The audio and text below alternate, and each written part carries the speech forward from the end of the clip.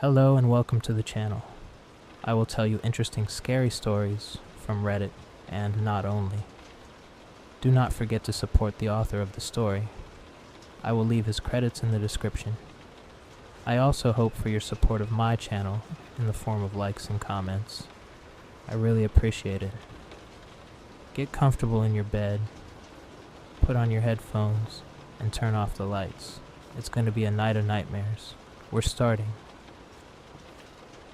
Paul Ryerson's house was always the brightest on our block come Christmas time, and would remain so for at least the first week of the new year, every year. On Easter Sunday, the entire extended Ryerson clan, which seemed to double in size every year, would appear in his backyard and spend hours searching for the brightly colored egg and bags of candy he'd hidden for every third cousin's kid. On the 4th of July, his backyard was the spot to be in lines, to see both the parade during the daylight hours and the fireworks come nightfall. From what I hear and can smell every year, the man knows how to run a grill too. Hell, even on Earth Day, when the town council awards a blue ribbon for the best garden in town, Ryerson reaped the rewards of weeks of preparation. Hauling bags of mulch, planting flat after flat of perennials, and setting up the fanciest Home Depot water features. I truly don't think I can stress this enough. Hate Paul Ryerson. I hate the way he made it impossible to park in my own driveway come the Yuletide without some slack-jawed yahoo asking if I'd mind them leaving their car in front of it, while they take in the sights of the miniature North Pole Mr. Ryerson sets up the day after Thanksgiving. I hate the little Ryerson spawn climbing over my back fence every year and stomping all over the roses, despite the fact that their Uncle Paulie has never once hidden anything there. I hate the sounds of his guests getting drunker and drunker on Independence Day, having to stay up all night, soothing my rescue dog Doozy, who was already pissing herself after the fireworks. I hate our nearly annual exchange at my front door when he finishes his latest batch of homebrew IPA, and for the umpteenth time he offers me a couple of bottles, and for the umpteenth time having to pull my AA chip out. And you know what? Above all else, I hate his hiddly-ho pastel sweater wearing, "Isn't this just the best time of the year?" year-round bullshit. But when the leaves started changing, and I saw Paul coming out of his garage with tub after plastic tub, I actually developed a twinge of excitement in my stomach. From the bins he produced paper-mache skulls, bright plastic LED jack-o'-lanterns, with big, leering black voids serving as their mouths. Styrofoam tombstones quickly fashioned into a city of the dead graveyard.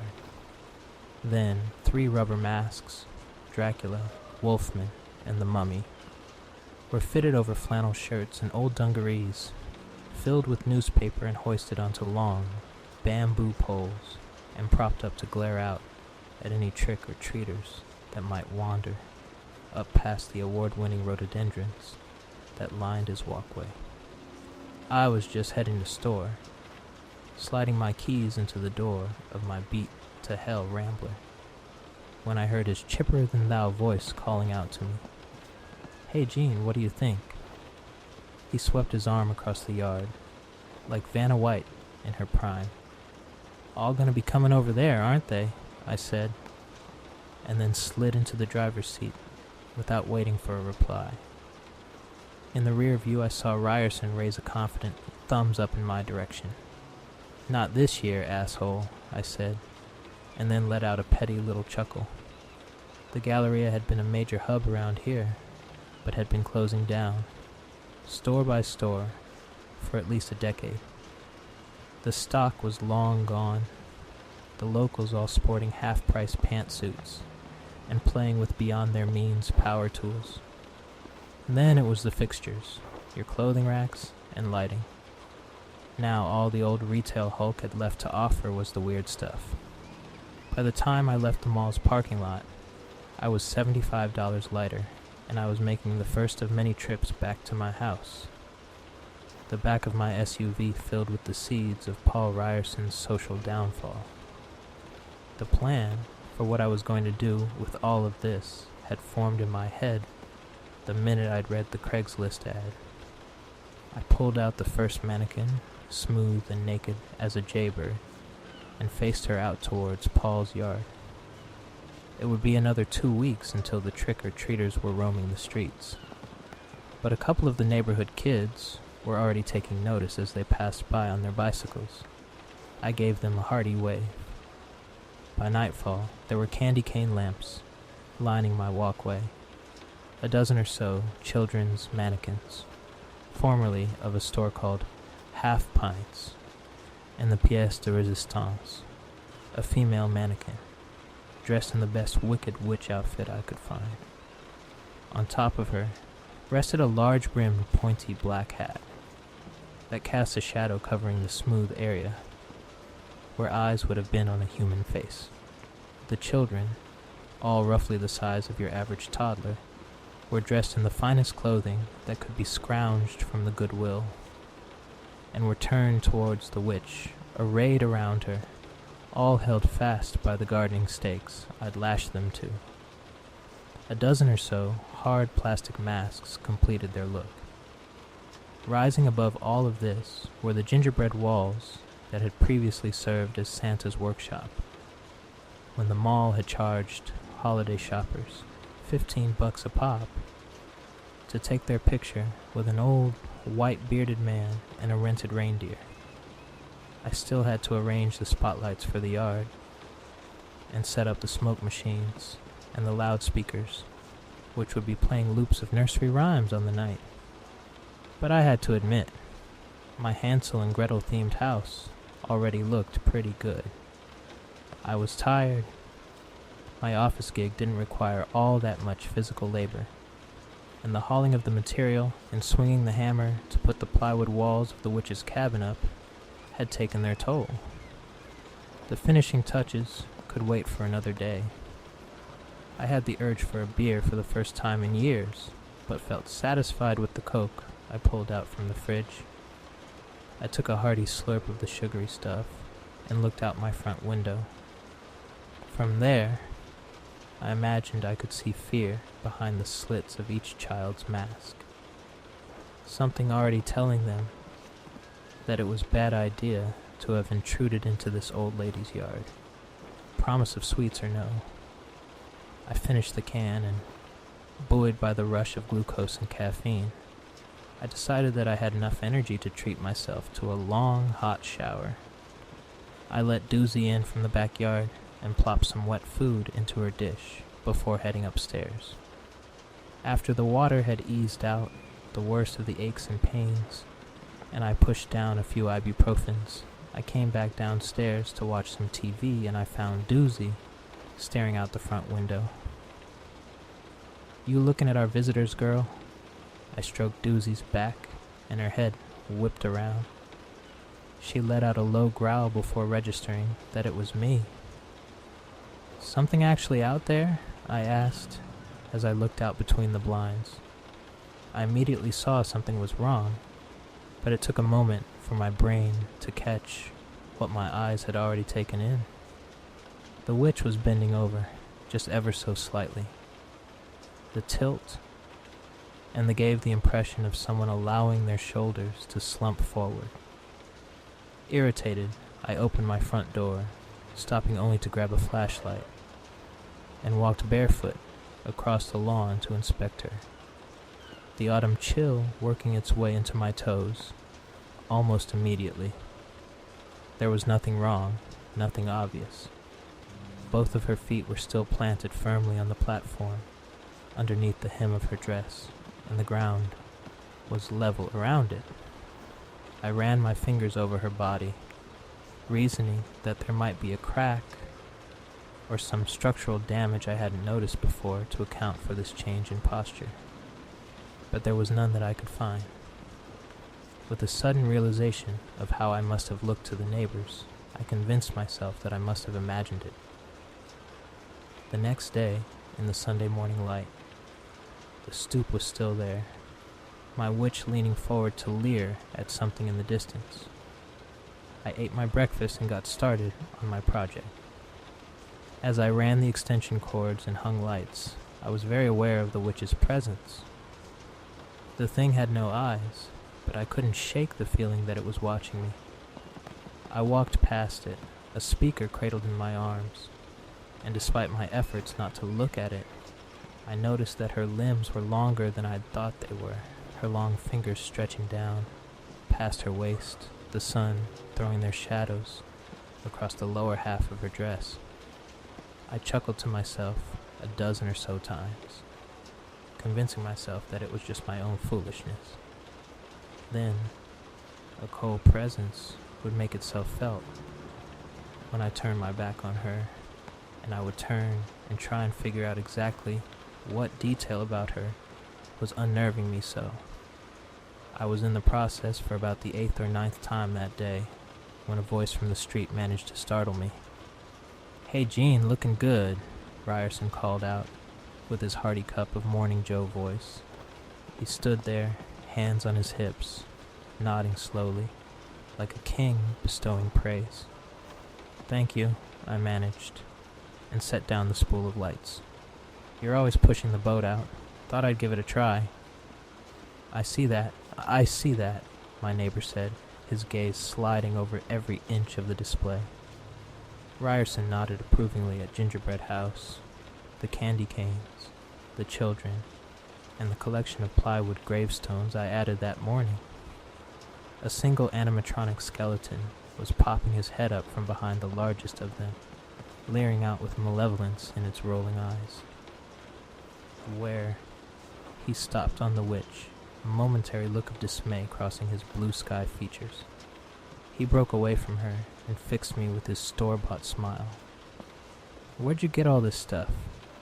I told him about the ad, and I saw a light of recognition as he glanced at the former Winter Wonderland set, and I mentioned the number of online sites from which I'd grabbed the various fog machines, spotlights, and projectors that were still to be set up.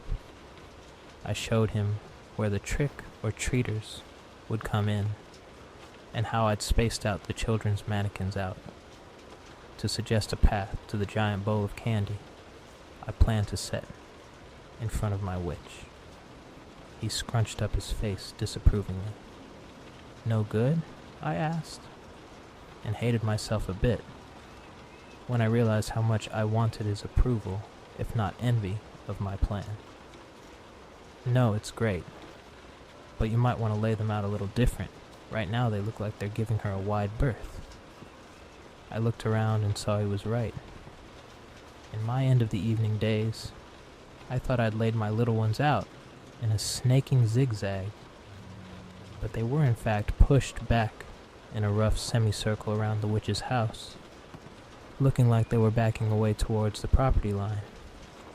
I thanked him for the advice, and he once again expressed that everything looked great, and he couldn't wait to see it when it was all finished. I felt myself warming towards him a bit, a buried memory surfacing of the welcome to the neighborhood basket that had been delivered to our door with a polite knock when we'd moved in a few years ago. He leaned in and, in a confidential whisper, told me that the whole neighborhood was glad to see me getting in the holiday spirit. And in a lower yet register, "We've all been kind of worried about you, you know, since Catherine moved out." And with that, 5 years of bitterness and resentment surged back. He strode out of my yard back towards his own house, the one that he shared with his wife and children. I threw all of my free time into the yard. More tombstones, fog juice, and tombstone poppers were ordered. Rush delivery charges were paid. I was going to make sure that my display drew every ounce of attention away from Ryerson's, even if it drove me into exhaustion and credit card debt. My neighbor's comment, burned in my chest as I drank my morning coffee. Since Catherine moved out, as the display grew and more ghouls lurked around the candy canes, more of the neighborhood kids were tugging on their parents' arms or gesturing to their friends as they rode by on their bikes. With a giddy anticipation, I ordered several bags of full-size candy bars to hand out on the night. I also caught Ryerson trying to not to look at my display as it took over every corner of the yard. "Screw you and your pity, buddy," I found myself muttering with a self-righteous slurp of Joe. At first, I relished the attention the display drew as it got closer and closer to completion. For the first time since Catherine had taken the kids and gone to her mother's place, never to return, I felt seen. I wasn't the fall-down drunk, or the angry divorcee that had nothing or nobody to care for. Suddenly, I was the guy with the gingerbread house in his yard, and the kids that came by were going to get enough sugary goodness from me to rot their teeth right out of their heads.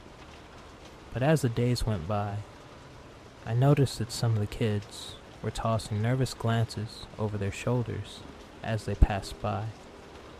Their parents jumping at the wind, creaking through the trees as they walked the family dog for his nightly poo.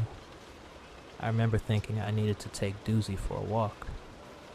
I'd tried to take her out a couple of times the night before, but she wouldn't go out the front door and hiding behind my chair whenever the leash was produced. She'd been doing her business exclusively in the backyard for the last couple of days. I suppose I should have taken that as a sign. Through all of this, the witch just observed the passers-by with her indifferent, eyeless stare. I could feel her waiting for her big night.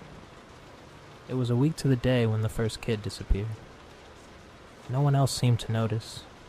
No cry of alarm went up around town, or friendly police officers appeared at my door to ask me a series of awkward questions. But I knew. The little one in the denim overalls and the devil mask, the one I'd placed right in front of my witch, was gone. I tried to put it down to a miscount. I'd placed 11 when I thought it was 12, that was all. Then the next one vanished.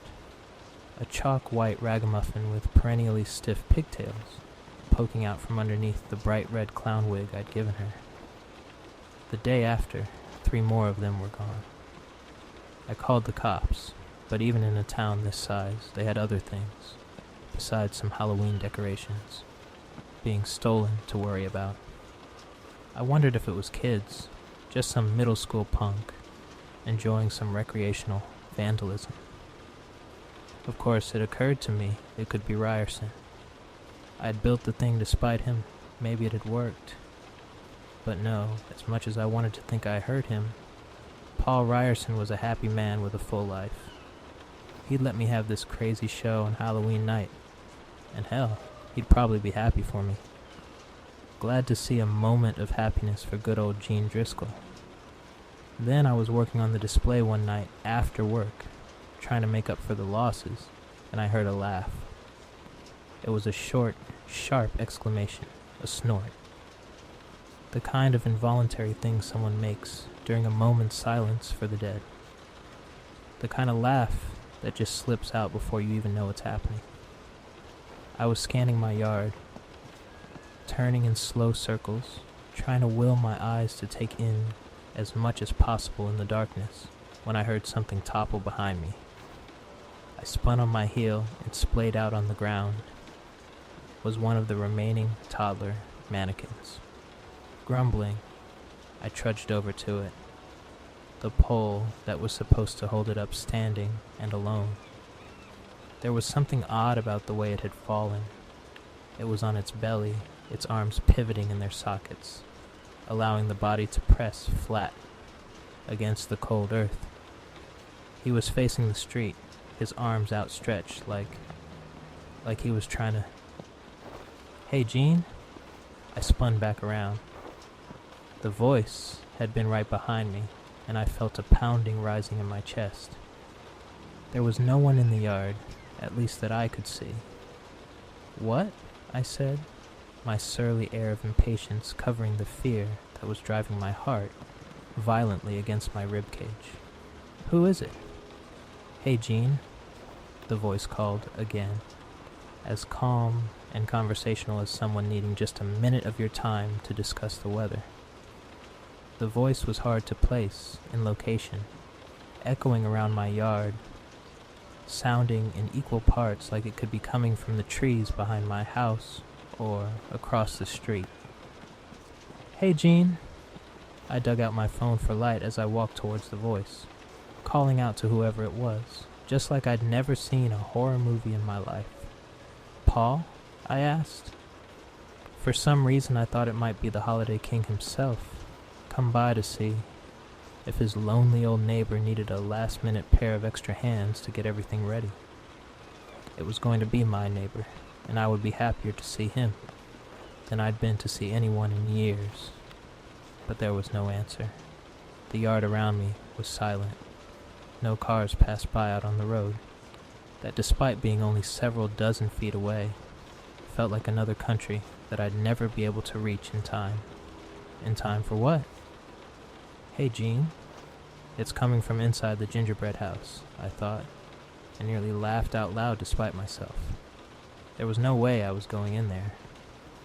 At least, that's what I told myself until I heard a single, high-pitched yelp come from within it. It was the same one she made every time she got vaccinated at the vet. "Doozy," I yelled. How had she gotten out? What was she doing back there? The plywood door felt impossibly heavy against my hands, and the light from my phone simply didn't penetrate into the corners of the facade. I should have been able to see my house now. The back of the thing was wide open. I should have been able to see the garage, long ago converted in case Kathy's mom ever needed to come live with us, but the darkness just stretched on forever, and I couldn't help but think of an ancient tomb. Then the door slammed shut behind me, knocked into place by some errant wind or malicious hand. It was then, in that sudden lightless void, that I realized I hadn't seen the witch when I'd come in. "Hey, Jean," the voice came again, mere inches from my face. I ran back towards the door, the light bouncing up and down, in a blackness that went on for far too long. I had been less than a foot away, and I was running like I was in the final leg of a mad dash with the finish line in sight. But all I encountered was cold air rushing past my limbs and face. Then suddenly it was there, the door appearing in front of me, as if dragged into frame by some unseen hand. And in my panic, I didn't stop in time. I bounced off of it hard and was sent sprawling onto my back. My shoulder blades screamed in agony against the sudden contact with the ground, and I left out a yelp. Thinking I had to move before the pain set in, I lurched back up to a sitting position, and in the weak light that came in around the gaps in the door, I could see a figure crouched down in front of me. On top of its head rested a large-brimmed pointy hat. It was dark, and she had no eyes. I know she had no eyes, but her hands had no trouble finding my face. Cold, hard plastic hands rested against my cheeks, her rigid thumb stroking just under my eyes. She needs eyes, I remember thinking, and shutting my own tightly, knowing that wouldn't stop those stiff, lifeless fingers if she thrust them into my sockets. "Jean," she said, and then a deafening silence descended. I held my breath and waited, and waited, and waited. When I finally dared to peek, like a toddler out from under the covers, she was gone, and the door was open. I looked across the street, and I could see Ryerson's yard had been destroyed. The papier-mâché skulls had been torn apart, shredded open to reveal newsprint and headlines from decades past. The plastic jack-o'-lanterns had all been flattened, trampled under many feet. The styrofoam tombstones had been reduced to puffs of non-biodegradable fluff, sticking everywhere on my neighbor's flawlessly manicured lawn. Dracula, Wolfman, and the mummy were gone, decapitated from their flannel shirt bodies, and their paper guts ripped out and strewn about with the other gleefully produced debris. I just noticed that the bamboo poles that had held up the trio had been snapped in half and driven through Ryerson's living room windows when the police arrived. They questioned me, of course, but my previous calls to them and own display having suddenly disappeared took all suspicion off me. I nearly laughed in the officer's face as he took my statement when it occurred to me. My witch was gone, and she had taken the kids with her. Doozy hasn't. Doozy's gone. It's Halloween tonight, and while the gingerbread house still stands, both Ryerson's and my lights are off. Neither one of us seems to be in the holiday spirit. Still, I have a bowl of candy in front of me, just in case. You see, someone keeps knocking on my door. Someone willing to ignore the darkness on the path up to my front step. Someone that strides up it with stiff, jerky movements. They're knocking right now, ringing hollow with each rap against my door. I think they want something from me, and I'm hoping it's just a full-size Snickers.